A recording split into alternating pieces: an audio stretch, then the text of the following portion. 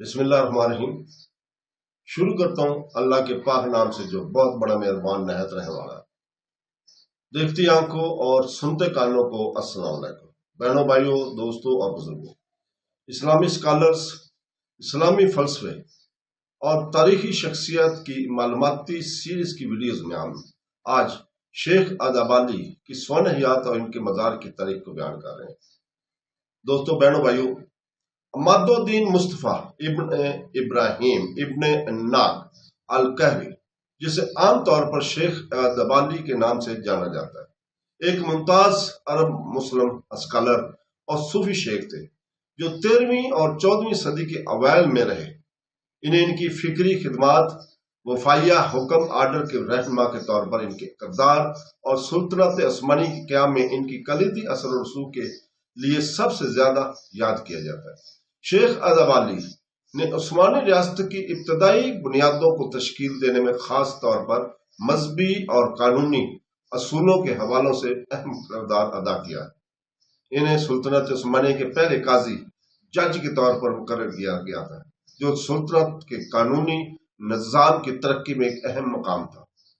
ان کا سلسلہ نسب سید ہونے کی وجہ سے اسلامی برادری میں ان کا قد مزید بلند ہوا اور انہیں عثمانی تاریخ میں ایک اہم مذہبی شخصیت سمجھا جاتا ہے۔ شیخ ادبالی کو تاریخی طور پر رابعہ بالا خاتون کے والد کے طور پر بھی جانا جاتا ہے، جس نے سلطنت عثمانی کے بانی عثمان غازی سے شادی کی۔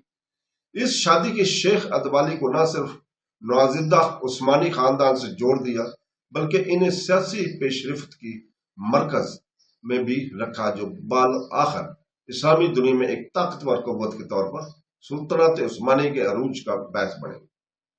عثمانیہ ریاست کے ابتدائی سالوں میں ایک اہم شخصیت کے طور پر شیخ ادبالی کی تعلیمات، قیادت اور روحانی رہنمائی نے عثمان غازی کی پالیسیوں اور اس کی سیاسی حکمت عملیوں کو متاثر کرنے میں مدد کی۔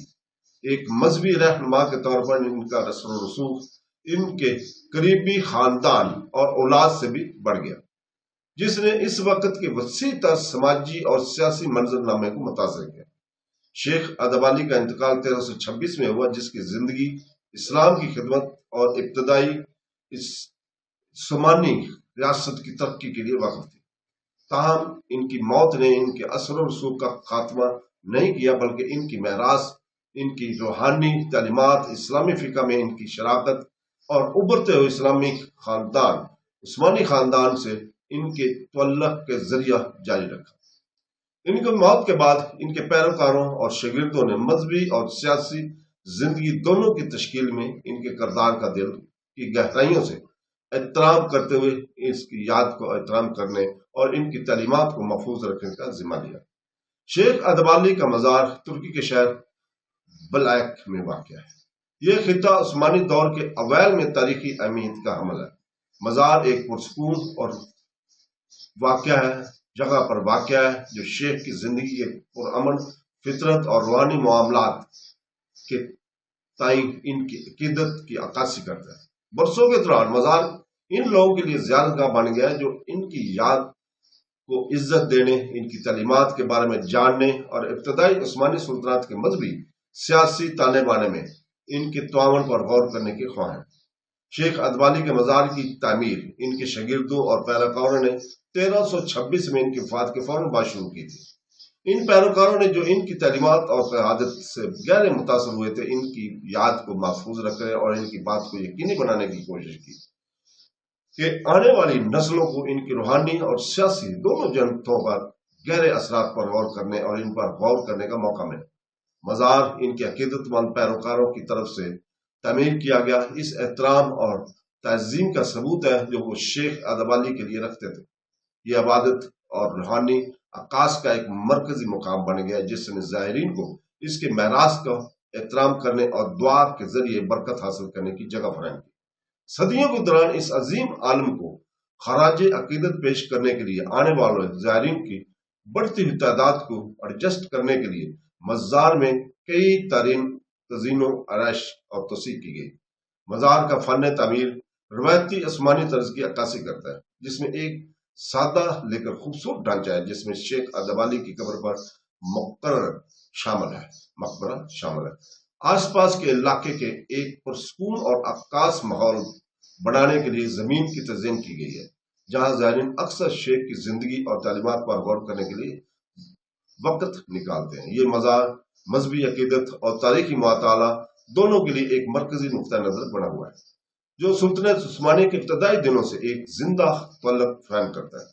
ایک روحانی نشان ہونے کے علاوہ یہ مزار مذہبی قیادت اور عثمانی ریاست کے قیام کے دوران قریبی تعلق کی علامت بھی بن گیا۔ رابعہ بالا خاتون ایک کے والد کے طور پر عثمان غازی کی بیوی شیخ ادب علی کو روحانی نسب میں ایک اہم شخصیت کے طور پر دیکھا جاتا ہے، جنہوں نے ابتدائی عثمانی حکمرانوں کی رہنمائی میں مدد کی۔ سلطنت کے پہلے قاضی کے طور پر ان کے کردار نے نوزائیدہ ریاست کے قانونی اور عدالتی فریم ورک میں ایک اہم شخصیت کے طور پر ان کی پوزیشن کو مزید مستحکم کیا۔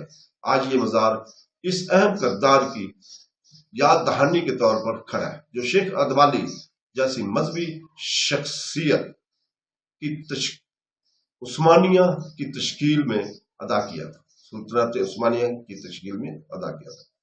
شیخ ادب علی کا مزار پوری دنیا میں آنے والے زائرین کو اپنی طرف متوجہ کرتا ہے، خاص طور پر وہ لوگ جو سلطنت عثمانیہ کی ابتدائی تاریخ اور اس کے تشکیل میں مذہبی اسکالرز اور رہنماؤں کو کردار میں دلچسپی رکھتے ہیں، اور یہ عکاسی اور تعظیم کی جگہ کے طور پر کام کرتا ہے، جہاں زائرین ایک ایسے شخص کی تعظیم کے لیے آتے ہیں جس کی تعلیمات نہ صرف اپنے وقت کی مذہبی منظر نامے کی تشکیل دیا، بلکہ تاریخ کے سب سے بااثر سلطنتوں میں سے ایک کی سیاسی اور قانونی بنیادوں میں بھی حصہ ڈالا۔